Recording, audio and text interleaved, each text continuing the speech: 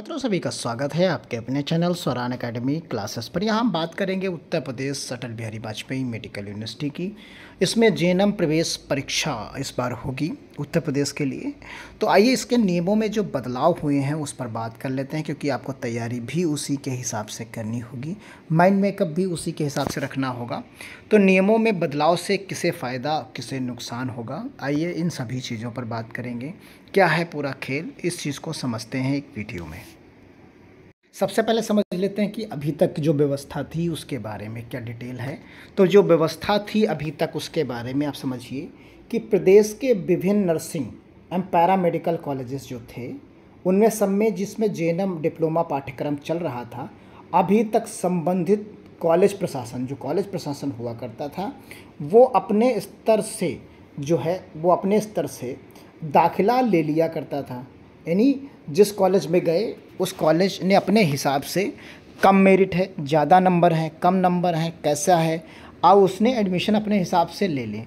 सूत्रों की माने तो लगातार शिकायतें मिल रही थी कि कॉलेज की ओर से मेरिट की अनदेखी की जा रही है। यानी जिनकी मेरिट अच्छी होती थी कभी कभी उन्हें भी एडमिशन नहीं मिलता था।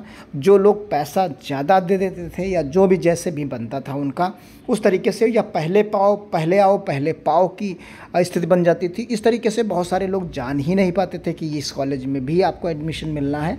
तो इस तरीके के नुकसान कैंडिडेट को देखने को मिलते थे। अनदेखी करते हुए मनमानी तरीके से दाखिले लिए जाते थे। यानी दाखिले जो थे वो अपने कॉलेज जो प्रशासन था वो अपने मनमानी तरीके से दाखिले ले लेता था। और यहाँ परीक्षा के अंतिम समय तक छात्रों का पंजीयन कर परीक्षा कराई जाती थी। यानी ऐसा कभी कभी ये होता था कि जब फैकल्टी जो होती थी जेएनएम की फैकल्टी, वो एग्ज़ाम डिक्लेयर कर देती थी अगले सत्र पूरा होने के, तो उसके 1 महीने पहले तक ही लोग एडमिशन लिया करते थे। सोचिए, वो 1 साल पढ़ ही नहीं पाते होंगे बच्चे, वो सीधा एग्ज़ाम ही देते थे। यानी 1 साल की उनकी पढ़ाई साइड में रह गई, वो इधर उधर टहलते घूमते रहे, दौड़ते भागते रहे और वो सीधा एग्ज़ाम में बैठ गए। तो ऐसा भी होता था। इससे क्या होता था, उन बच्चों के अंदर क्या होती थी, गुणवत्ता, जो शिक्षा के प्रति जो गुणवत्ता थी वो बिल्कुल भी उनके अंदर नहीं आती थी। उनको पेपर तो दे देते थे, डिग्री भी यानी डिप्लोमा भी मिल जाता था, लेकिन जो उनके अंदर टैलेंट आना चाहिए था जेएनएम को लेकर वो उनके अंदर इनबिल्ड नहीं हो पाता था। तो ये सब चीज़ें हैं। अब देखिए, गुणवत्ता को लेकर भी सवाल उठते थे। तो ये समस्याएं थी, इन समस्याओं को ध्यान में रख के चीज़ों में बदलाव किया गया। क्या होगा फ़ायदा, देखिए इसमें जो फ़ायदा की बात जो कही गई है उसको समझिए। आपको क्या लगता है कमेंट बॉक्स में ज़रूर बताइएगा कि प्रवेश जो एंट्रेंस एग्ज़ाम से सभी को जो कंबाइन कर दिया गया है इस साल, यानी एक साथ सभी कॉलेज प्राइवेट के और गवर्नमेंट के आ जाएंगे, उससे आपको क्या लगता है कि कोई बेनिफिट जो हम बता रहे हैं वही बेनिफिट्स हो रहे हैं या कोई और भी आपको बेनिफिट्स लगते हैं, वो कमेंट बॉक्स में ज़रूर बताइएगा। ऑनलाइन जो केंद्रीय प्रवेश परीक्षा होगी, अपनाने से प्रतिभावान जो छात्र होंगे, मान लीजिए उनके हाई स्कूल इंटर में नंबर कम हो गए लेकिन उनमें टैलेंट बहुत है, तो वो छात्राएँ कोर्स में दाखिला पा सकेंगे। यानी सिर्फ मेरिट वाले ही कैंडिडेट दाखिला नहीं पा पाएंगे, और उनके अलावा जैसे जो टैलेंटेड हैं वो यहाँ पर जो टैलेंट है वही आगे जाएगा, और जिनमें टैलेंट नहीं है वो लोग नहीं जा पाएंगे। शिक्षा की गुणवत्ता बढ़ेगी और कॉलेज की मनमानी रुकेगी। यानी जो मनमानी कॉलेज वाले करते थे, क्योंकि अपने हिसाब से एडमिशन ले लिए, आखिरी तक सेशन समाप्त होने वाला हो गया, सत्र समाप्त होने वाला हो गया, तब तक एडमिशन ले लिए, उस चीज़ पर रोक लग जाएगी।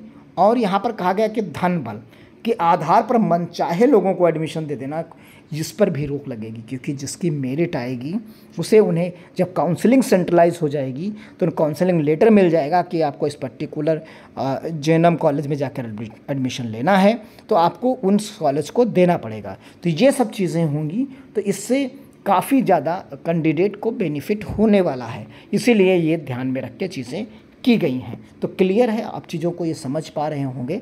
और आपको क्या लगता है इस कमेंट बॉक्स में ज़रूर बताइएगा कि ये प्रक्रिया बहुत अच्छी है कि आपके लिए बुरी है, क्या है, कैसी है, कमेंट बॉक्स में ज़रूर बताइएगा। अब ये जो प्रक्रिया है आप सभी लोगों ने जाना होगा, हमने पहले भी वीडियो एक अपलोड किया था, उसमें भी हमने बताया था कि इसकी जिम्मेदारी Uttar Pradesh state medical faculty को दी गई है, लेकिन ये परीक्षा तो कराती नहीं है फैकल्टी। और ये जून माह के पहले सप्ताह में आएंगे, क्योंकि अब पहला सप्ताह शुरू हो चुका है। तो इसी हफ्ते में, यानी आप मंडे आज तो संडे है, आप मंडे से लेकर सैटरडे के संडे तक, इस संडे से इस संडे जो अगला संडे आ रहा है, इसी संडे के बीच में ही ये फॉर्म आ जाएगा और ये सप्ताह में प्रवेश प्रक्रिया का विवरण जारी कर दिया जाएगा। तो यानी आपको इसी हफ्ते में सतर्क रहना है, आपको चैनल पर विजिट करते रहना चाहिए, या तो Uttar Pradesh state medical faculty की वेबसाइट पर आप अपडेटेड रहिए, वहाँ जाते देखते रहिए। और एक चीज़ है, और आपको अपडेट कहाँ मिलेगी, आपको मिलेगी अटल बिहारी वाजपेयी चिकित्सा विश्वविद्यालय जो लखनऊ है, उस पर भी आपको अपडेट ये मिल जाएगी, क्योंकि इसे ही जिम्मेदारी सौंपी जाएगी, यही परीक्षा आयोजन कराएगा। क्योंकि जो जेएनएम की संयुक्त प्रवेश परीक्षा होगी वो अटल बिहारी वाजपेयी मेडिकल यूनिवर्सिटी ही कराएगा। तो ये चीज़ें हैं जो इंटरमीडिएट छात्र उत्तीर्ण हैं आवेदन कर पाएंगे। ऑनलाइन होगी, कैसे होगी, कब होगी, इन सभी चीज़ों पर हम चर्चा आने वाले समय में करते रहेंगे। इसके लिए आपको करना क्या है, आप चैनल को सब्सक्राइब करिए, बेल आइकन को प्रेस कर दीजिए और आपको पूरी डिटेल इससे रिलेटेड मिलती रहेगी। समय समय पर हम आपको देते रहेंगे इसके बेनिफिट्स, इसके जितने डाउट्स होंगे उन सभी चीज़ों को हम आपको क्लियर करते रहेंगे। तो ये चीज़ें यहाँ पर आप देख सकते हैं कि यहाँ पर जो चीज़ें बताई गई हैं कि 3 वर्षीय का जो होता है, ये 3 वर्ष का जो है आपका जो कोर्स होता है जेएनएम का, और दाखिले के लिए सत्र 2024 और 25 में दाखिले के लिए ऑनलाइन प्रक्रिया ये संपन्न की जाएगी। तो क्लियर है, पूरी चीज़ों के लिए तैयार हो चुका है, प्रशासन की तरफ से तैयारी हो चुकी है, बस इसका नोटिफिकेशन जारी होना है, जो कि इसी हफ्ते, आने वाला जो हफ्ता है इसी हफ्ते में जो है ये जारी हो जाएगा।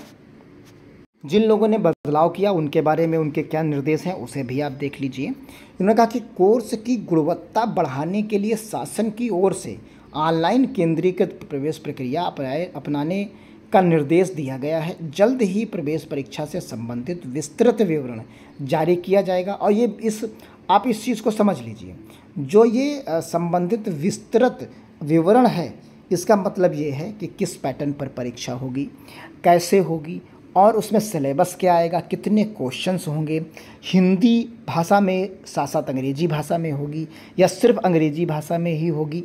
तो इन सभी जो आपके सारे प्रश्न हैं, कौन कौन से कितने कॉलेज शामिल हैं, उन कॉलेजेस में कितनी सीट्स हैं, उनकी फ़ीस क्या लगेगी, इन सभी चीज़ों की जानकारी जो है आपको इस विस्तृत विवरण में मिलेगी। तो इसके लिए आपको थोड़ा सा इंतज़ार करना होगा। चैनल को आप सब्सक्राइब कर लीजिए, क्योंकि इससे रिलेटेड जितनी भी इन्फॉर्मेशन आती जाएगी हम आपको इन्फॉर्म करते चले जाएंगे। तो इसलिए उम्मीद हम यही करते हैं कि आप आसानी से चीज़ों को जो है ज़रूर देखते रहिए, समझते रहिए। चैनल को सब्सक्राइब करिए और कमेंट बॉक्स में अपनी प्रतिक्रिया ज़रूर देते रहिए कि आप कितने इच्छुक हैं, और संभवतः हो तो अपना ज़िला भी बताइए, जिससे मुझे लगे कि आप इस ज़िले से संबंधित हैं। तो उस ज़िले में जो कॉलेजेस हैं, जब लिस्ट आएगी तो हम उस ज़िले के कॉलेजेस के बारे में भी डिस्कस करेंगे कि आपके हिस्से में ये कॉलेजेस हैं, आपके हिस्से में ये कॉलेजेस हैं, जिससे आपको आइडेंटिफाई करना काफ़ी आसान होगा, जिससे आपको बहुत मेहनत करनी नहीं पड़ेगी और आपको चैनल पर सारी डिटेल मिलती रहेगी। तो उम्मीद यही करते हैं कि आप चीज़ों को प्रॉपर वे में समझ गए होंगे। धन्यवाद। जय हिंद, जय भारत।